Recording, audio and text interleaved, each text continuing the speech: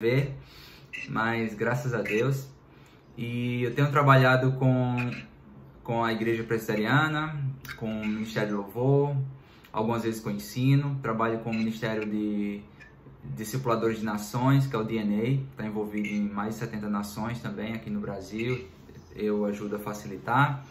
E eu estou envolvido com o ensino de cosmovisão cristã para jovens. Estive no Betel de Curionópolis, né, também compartilhando sobre essa temática. E acredito que Deus tem nos chamado para compartilhar sobre a palavra dele, sobre os princípios do reino. E o que eu quero compartilhar hoje, né, o tema que foi proposto, é o que está em Oséias, capítulo 6. Se você tem sua Bíblia com você, por favor, abra. Oséias, capítulo 6, versículo 3. Diz assim: conheçamos o Senhor, esforcemo-nos por conhecê-lo. Eu queria ler só essas duas frases. E esse texto do livro de Oséias é um texto que traz princípios e traz fatos relevantes que nós precisamos nos atentarmos. E eu queria, antes de começar, fazer uma oração para que nós possamos adentrar na palavra de Deus, pedir ao Senhor que fale conosco. Senhor, nós te agradecemos, Deus, pelo privilégio de compartilhar da Tua palavra pela internet. Obrigado, Deus, porque a internet tem aberto portas, Deus. Hoje eu estou em João Pessoa, os irmãos no Pará e em outros lugares do Brasil, e o Senhor está sendo glorificado, o seu nome está sendo engrandecido através da internet. Obrigado, Deus, porque o Senhor é fiel, o Senhor é poderoso. Eu te peço, Pai, que essa palavra venha adentrar os nossos corações e que venha, Deus, transformarmos de dentro para fora, e que nós possamos, Senhor, ser iluminados pela luz da Tua palavra, pelo Evangelho, que nossa vida nunca mais seja a mesma. Nós te agradecemos em nome de Jesus. Amém. Queridos, a temática da gente falar um pouquinho hoje, a ideia é a gente falar sobre essa questão do conhecer a Deus. E esse conhecer a Deus vem de várias formas, de vários entendimentos. E eu queria, antes de falar sobre o que conhecer a Deus eu queria falar sobre os efeitos do não conhecer a Deus. O que o não conhecer a Deus implica na vida do cristão, na vida da pessoa que está caminhando com o Senhor. E no mesmo livro de Oséias, que é uma história linda sobre redenção, que aponta para o Evangelho, quando ele vai em encontro da prostituta, que ela vai embora, e Deus fala da história dele com Israel.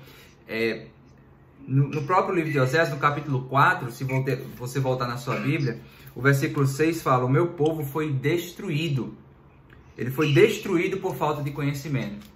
Então, uma vez que nós queremos trabalhar sobre conhecimento, no capítulo 6, no versículo 3, conheçamos o Senhor e esforcemos-nos por conhecê-lo. No capítulo 4, ele fala os efeitos do não conhecer. Então, o conhecimento, a falta de conhecimento, existe um peso enorme para os cristãos isso, e que traz a destruição. A Bíblia claramente fala que o povo de Deus foi destruído por falta de conhecimento.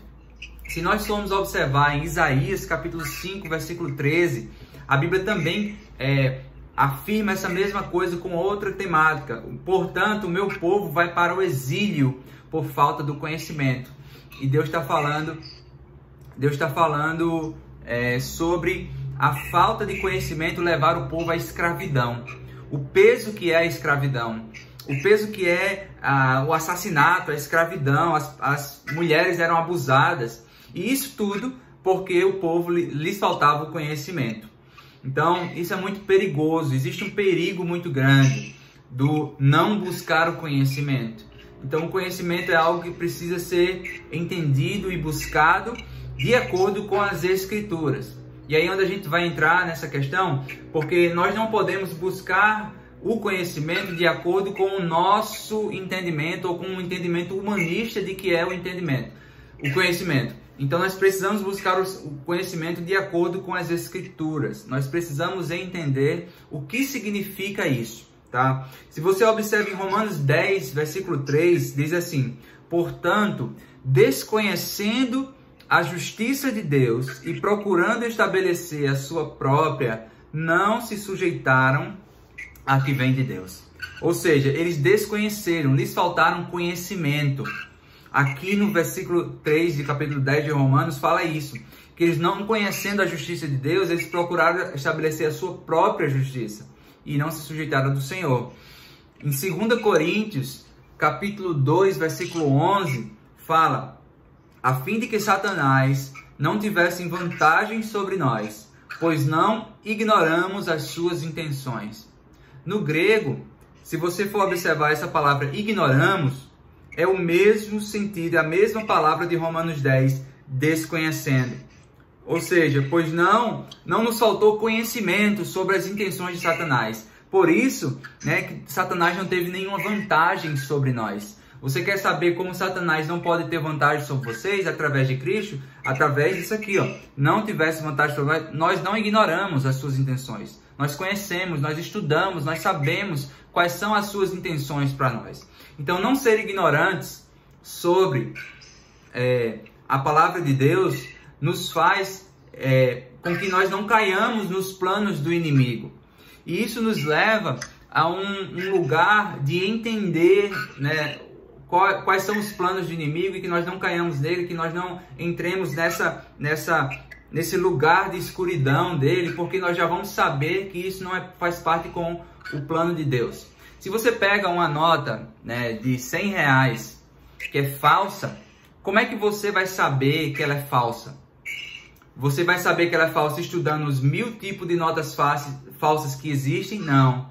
Você vai somente precisar conhecer a nota verdadeira. Quando você conhece a verdadeira, quando você entende como funciona a nota verdadeira, quando chega uma falsa, você não vai ter dúvidas que essa nota é falsa.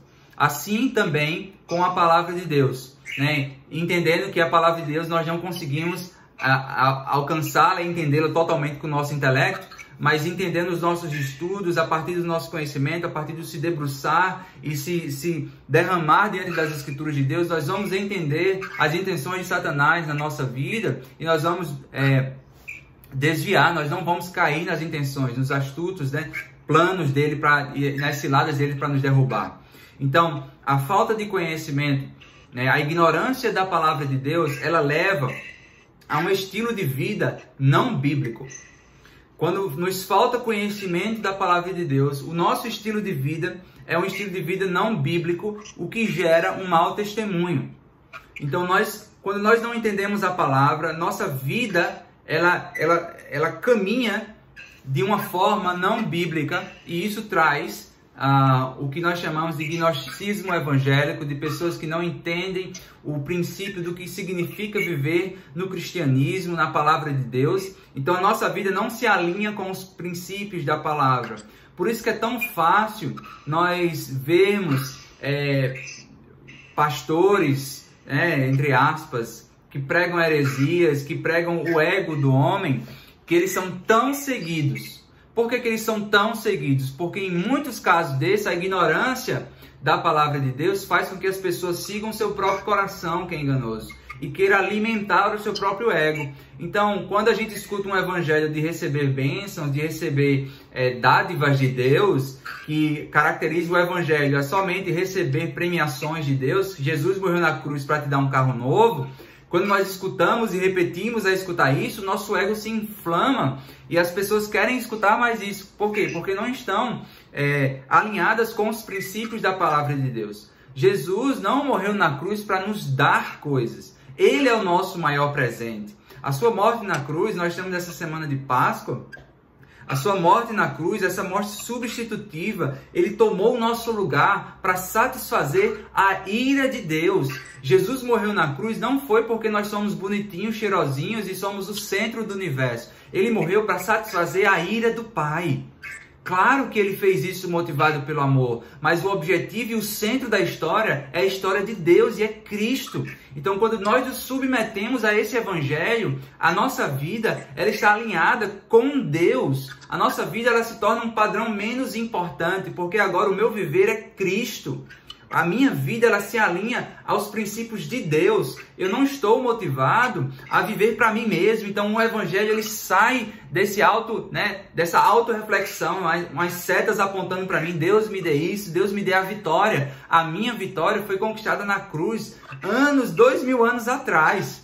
Então, tudo que eu tenho em Deus é por causa de Cristo na cruz. E agora, a minha vida é para a sua glória. É outro padrão, é outro estilo de vida. Então agora o cristão que entende o Evangelho, que não ignora, que não é ignorante com as Escrituras, que está alimentado com as Escrituras, ele entende que a vida do cristão é uma vida de total devoção e entrega para a glória de Deus. Então Deus é glorificado através da minha vida, através da minha família, e tudo agora aponta para Ele.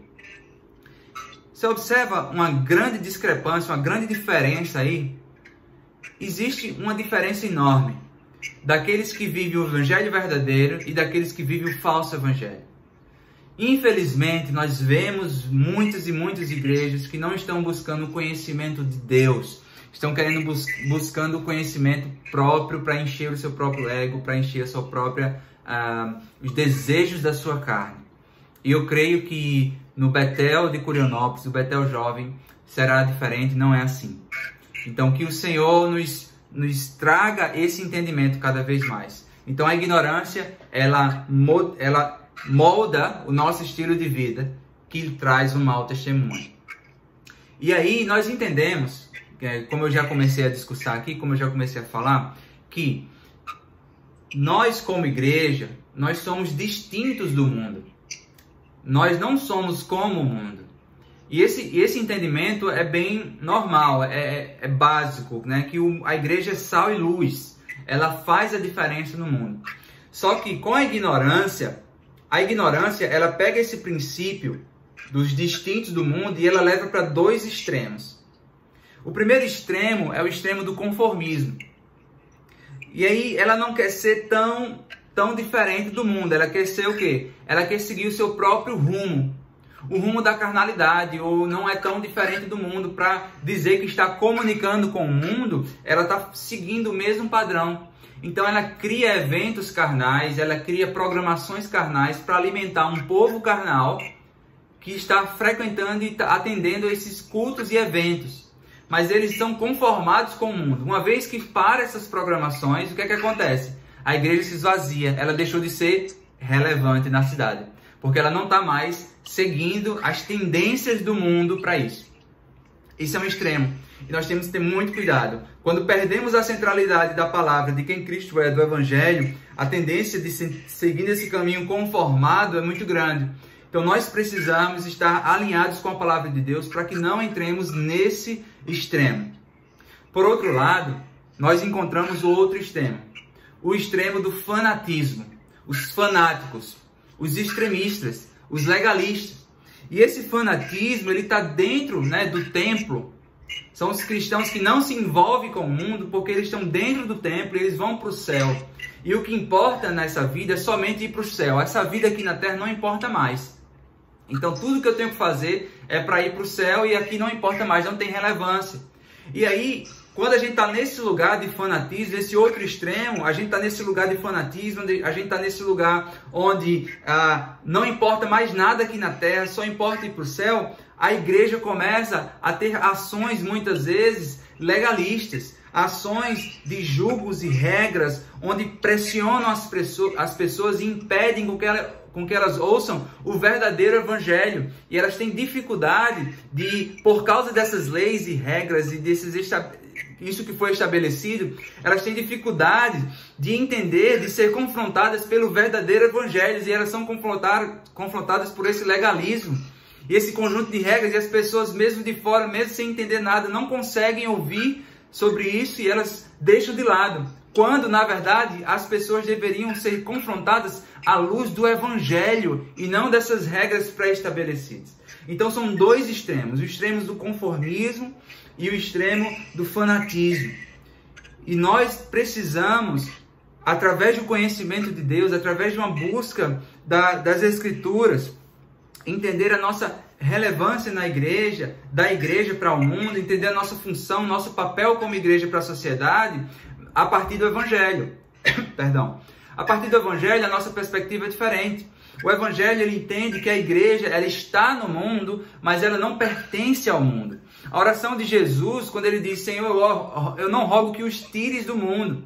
Eu rogo que o Senhor dê força, eu rogo que eles sejam confortados na verdade, eu oro que o Senhor traga perseverança, eu oro que o Senhor dê força para eles, mas eu não oro, Senhor, que o Senhor os tire do mundo.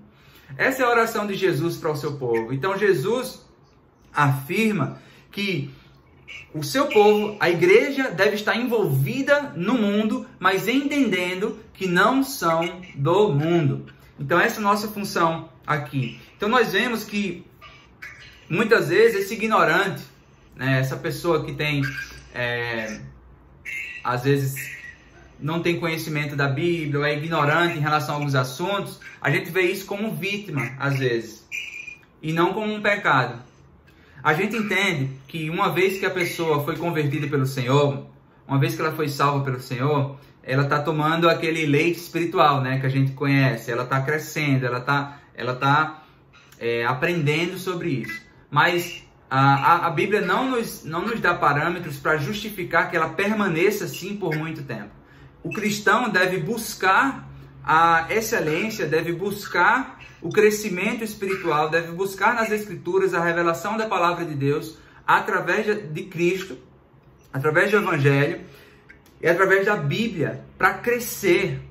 Então, o cristão que nega as Escrituras, a palavra de Deus, o cristão que não busca na sua palavra, nessa revelação especial, ele não está entendendo a sua função como cristão. E a gente precisa ser alertado em relação a isso. Existe um papel para mim e para você como cristão. Nós temos o papel, Deus nos deu isso pronto, para que nós pudéssemos buscar e nos alimentarmos em relação a isso todos os dias. E sermos confrontados por essa palavra todos os dias. Uma vez eu vi um pregador falando sobre a alimentação das pessoas. Em média, um adulto, ele come, vamos dizer assim, mais ou menos 20 toneladas de alimentos em sua vida. Em nenhum momento, essas 20 toneladas que ele comeu no passado é relevante agora. Porque se ele ficar uma semana sem comer nada, ele morre. Ele precisa desse alimento. O alimento todo que ele já deu lá no passado não sustenta ele. Assim, a nossa vida espiritual, nós precisamos nos alimentarmos dessa palavra. Nós precisamos sempre, constantemente, buscarmos na palavra de Deus revelada. Quantos cristãos e quantas pessoas morreram para ter acesso a essa palavra que nós temos hoje tão facilmente? Em várias versões do nosso aplicativo, nós temos na nossa estante 10 versões da Bíblia, inglês, português, espanhol, em várias outras funções e várias outras formas, mas nós muitas vezes não valorizamos. É mais fácil a gente maratonar uma série do que maratonar um livro da Bíblia. Nessa quarentena, quantas vezes nós lemos mais a palavra de Deus e quantas séries a gente já matou, né? Já passou a noite assistindo. Isso revela um pouco do nosso coração. E nós precisamos pedir perdão ao Senhor, nós precisamos buscar ao Senhor, tá? Eu não estou querendo trazer peso aqui para você, eu quero trazer uma boa notícia. Hoje você pode se arrepender, hoje você pode alcançar graça diante de Deus e você pode ser transformado através da palavra de Deus, através do Espírito Santo, através do Senhor Jesus. Pode transformar a sua vida de dentro para fora. E agora os desejos do Espírito você pode ser motivado pelos desejos do Espírito através de Cristo, tá? Então, eu quero entrar agora, né, eu falei dos problemas, os problemas de não conhecer a Deus, né? E eu quero entrar agora na parte de como nós podemos conhecer a Deus, como nós podemos refletir a partir desse texto de Oséias 6,3, do conheçamos o Senhor, que esforcemos-nos por conhecê-lo. Existe uma parte do esforço do homem aqui, existe uma parte da nossa busca por conhecer o Senhor. E eu li essa semana, eu estou terminando um livro que se chama Inteligência Humilhada. O nome do escritor é Jonas Madureira. Esse livro é muito interessante, que ele tem um dos capítulos, ele fala sobre o conhecimento na desgraça. E esse título me chamou muita atenção, porque nesse capítulo ele fala um pouquinho sobre o conhecimento na desgraça, e ele pega o conceito monergista e o conceito sinergista. O monergista é aquele que entende a salvação a partir de uma ação de Deus. Deus que salva o seu homem por sua graça e sua misericórdia. O homem não consegue se salvar. O homem está morto em seus delitos e seus pecados. Então Deus, por uma ação sobrenatural, através do Espírito Santo, salva a vida desse homem e resgata para a sua glória. Do outro lado, tem o modelo sinergista, onde existe um sinergismo, existe uma comunicação, existe uma combinação entre a vontade de Deus e o homem que escolhe ser salvo. E aí o homem participa desse momento de salvação também, tá? Não estou entrando, não quero prolongar o debate em relação a isso, porque não é o propósito de hoje, mas a proposta que eu quero trazer aqui é no pressuposto de que a salvação vem de uma perspectiva monergista, de uma ação de Deus. Jesus fala que o Senhor, não foi vocês que me escolheram, mas eu que escolhi vocês. Jesus, diz que só vem a mim os que o Pai me enviou, os que o Pai me deu.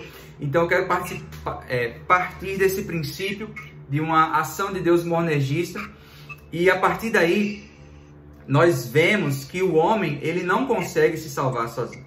E Agostinho, em uma das suas, no seu livro As Confissões, ele chama uma das mais belas citações que ele traz, porque tu, Senhor, tu nos fizeste para ti, e o nosso coração permanecerá inquieto enquanto não repousar em ti.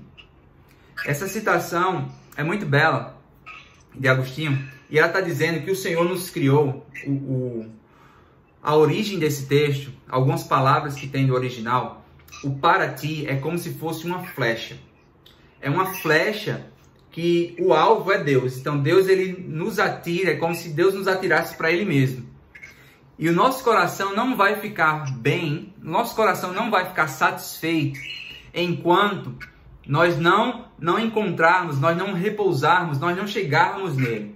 É por isso que muita gente procura ídolos, porque eles estão tentando repousar esse coração em algum lugar. Eles estão tentando encontrar uma satisfação para esse coração que não vai encontrar, porque Deus nos criou, Deus nos formou com essa estrutura. E Deus nos cria com isso. E aí acontece que Deus nos cria com esse chip, digamos assim, Deus nos cria com essa propensão de voltarmos para Ele, só que Adão pecou, Adão e Eva eles pecaram. E o que aconteceu na queda foi que esse destino agora ele tomou outro rumo. Mas o nosso modelo só encontra repouso se a gente se repousar nele, só encontra descanso se a gente encontrar com Ele. Só que o pecado desviou isso. Então, existe um desvio na área espiritual, na área moral, na área intelectual.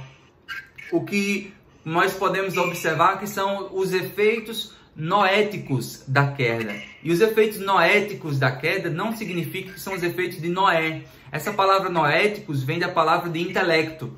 Então, os efeitos noéticos da queda quer dizer o quê? Que nosso intelecto, a partir da queda, é diferente. Nós não conseguimos buscar a Deus por si só. Antes da queda, Deus ele precisava se apresentar para o homem.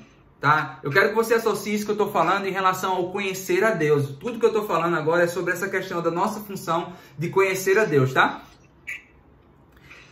Então, os efeitos da queda, o que foi que Deus fez antes da queda? Deus vinha para o jardim e ele se apresentava ao homem e conversava com o homem. Quer dizer o quê? Que mesmo antes da queda, o homem precisava de Deus se apresentando a ele. Ele não conseguia por si só.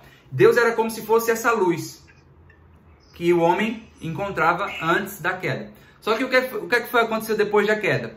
Depois da queda, é como se o homem tivesse cego. E agora, mesmo essa luz chegando, ele não consegue ver. E o que é que precisa acontecer? Ele precisa ver de novo.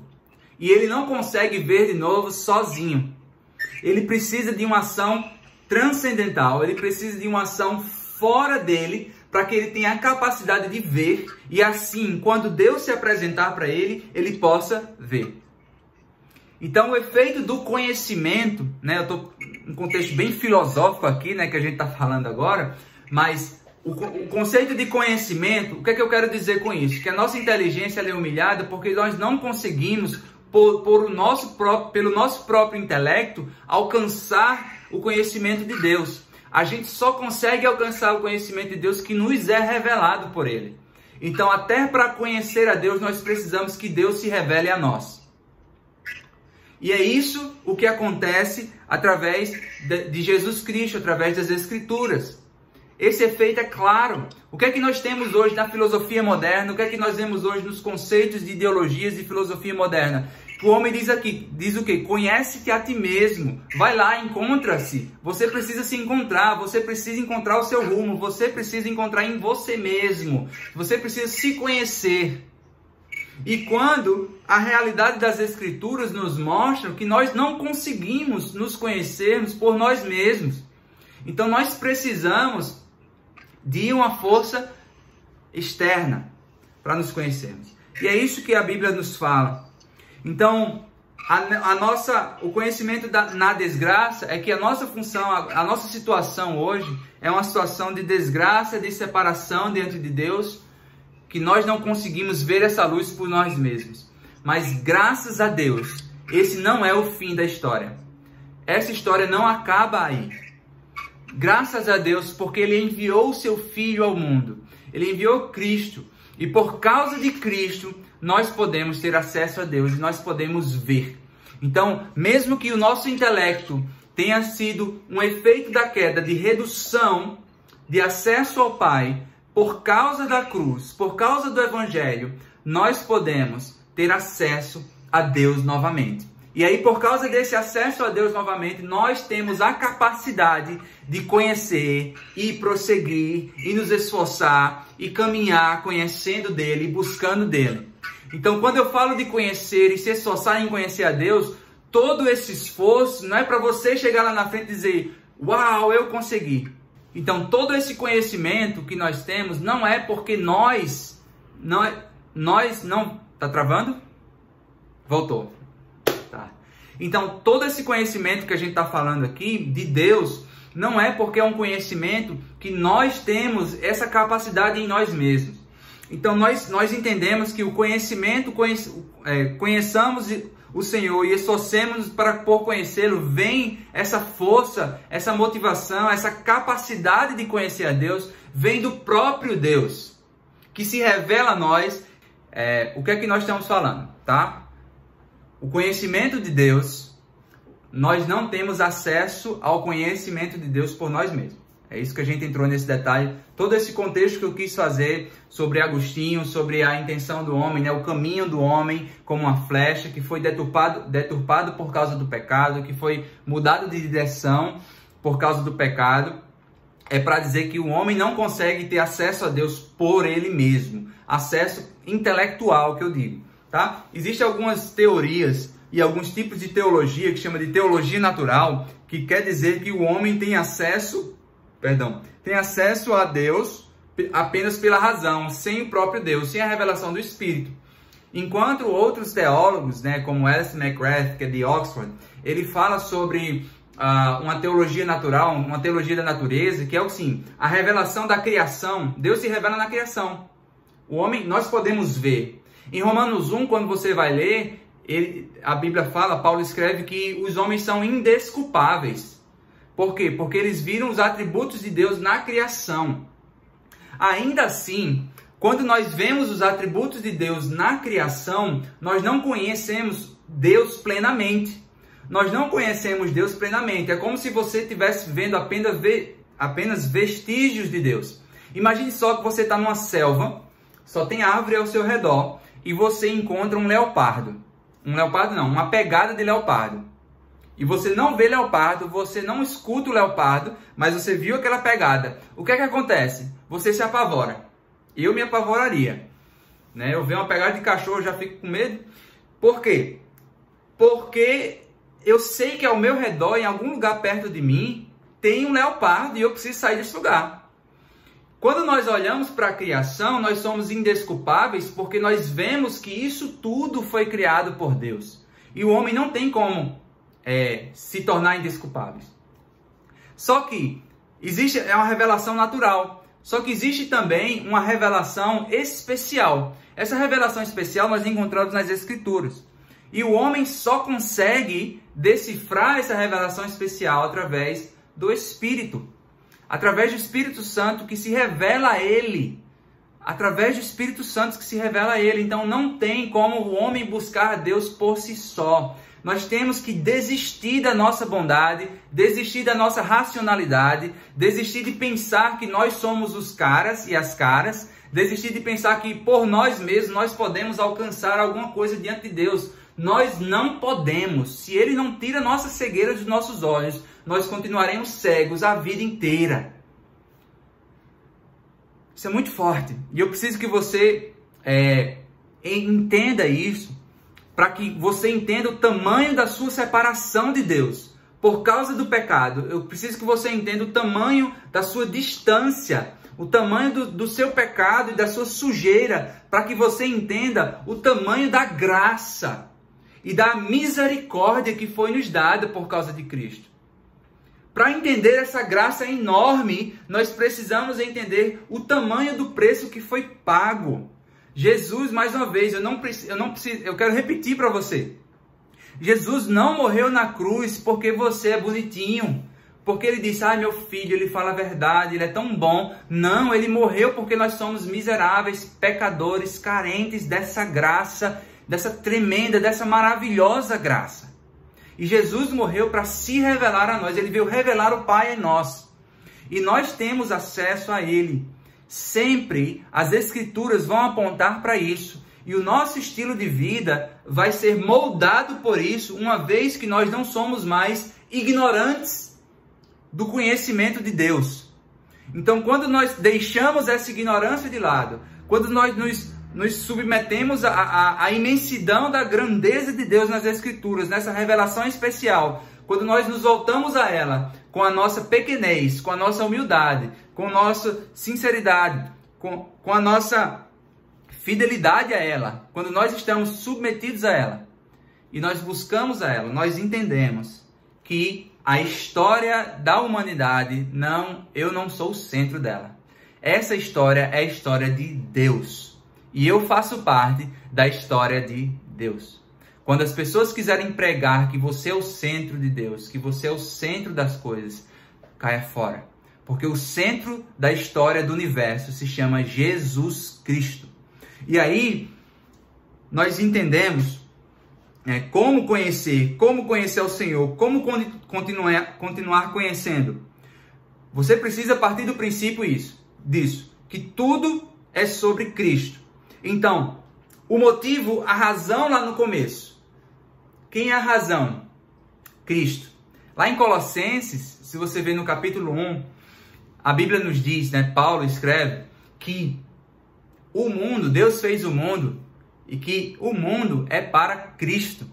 Do versículo 15 ao 20 é um dos versículos mais cristocêntricos das Escrituras. E Paulo está escrevendo que nele tudo subsiste, o mundo foi feito para ele.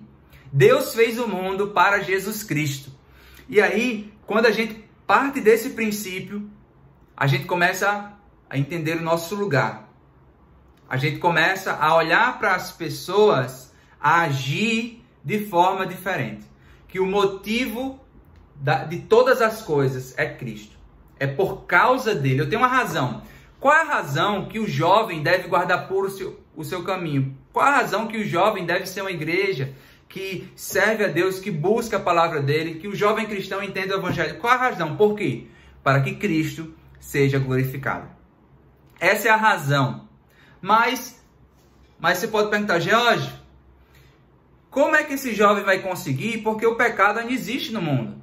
O pecado ainda existe. Nós não estamos, a perspectiva do reino do já ainda não, a perspectiva de que nós estamos sendo glorificados, nosso corpo ainda tem a realidade do pecado nele. Onde é que fica essa situação?